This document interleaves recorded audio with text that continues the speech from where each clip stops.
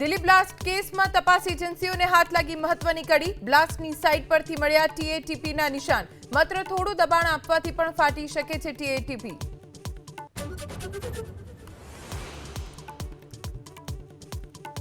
Delhi blast કેસમાં એનઆઈએની મોટી કાર્યવાહી. આતંકવાદી ઉમરના બીજા સાથી દાનિશની શ્રીનગરથી ધરપકડ. સૂત્રો મુજબ હમાસની તરકીબ પર ડ્રોન હુમલો કરવાની હતી યોજના.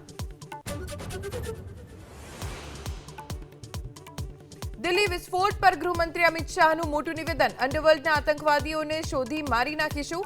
સરકાર આતંકવાદને તેના મૂળમાંથી નાબૂદ કરવા પ્રતિબદ્ધ.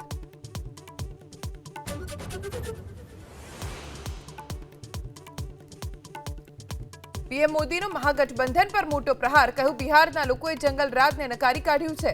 મુસ્લિમ લીગ, માઓવાદીઓ અને કોંગ્રેસ હવે દેશ માટે ખતરો છે.